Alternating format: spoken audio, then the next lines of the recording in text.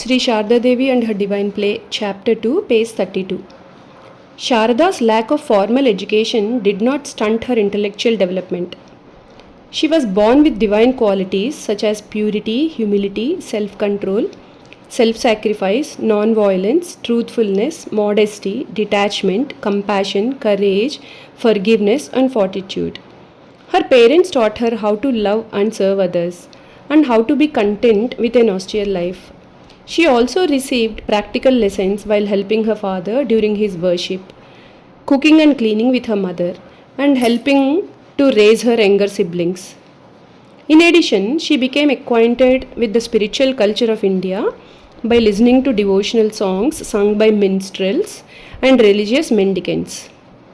She participated in the religious festivals of her village and watched dramas based on the Ramayana, the Mahabharata, and the lives of saints, which left a deep impression on her young mind. She received first hand experience of reality as she shared the simple life of the villagers, their struggle for existence, their poverty, and their deaths. This helped her develop a loving and deep understanding of humanity. Aghormani Devi, Sharada's village companion and playmate, said, Sharada was straightforward, the embodiment of simplicity. She never quarrelled with her playmates. Indeed, when they fell out with one another, she acted as a mediator and peacemaker. She loved to make images of Kali and Lakshmi and worshipped the goddess with flowers and bay leaves.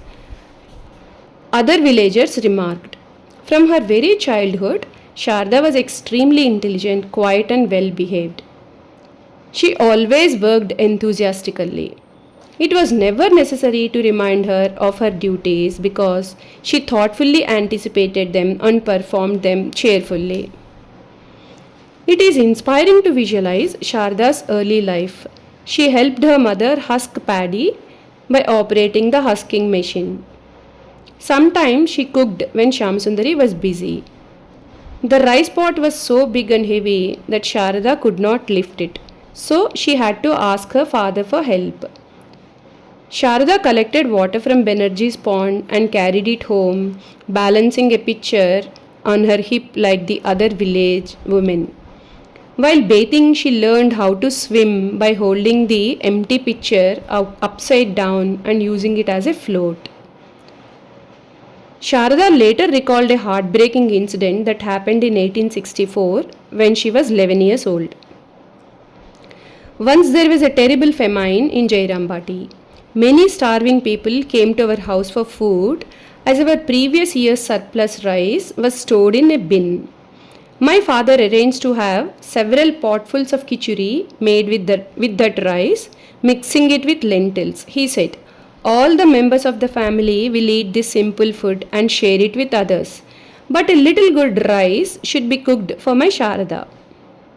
Sometimes the hungry people came in such numbers that the khichdi would run short and a fresh supply had to be cooked. When the fresh hot khichdi was served on the leaf plates, I used to fan it to cool it off quickly. People suffered unbearable hunger pains as they waited. One day, a low-caste woman with shaggy hair and bloodshot eyes came to the house. Unable to bear her hunger, she rushed to the cowshed and began to eat the soaked rice powder from a tub meant for the cattle. We repeatedly told her to come inside the house and eat khichdi, but she was too impatient to wait. Only after eating some rice powder did she listen to our calls. What a terrible famine! After experiencing that suffering, people began to garner paddy during the harvesting time. Is hunger a small thing? Hunger and thirst remain as long as a person has a human body.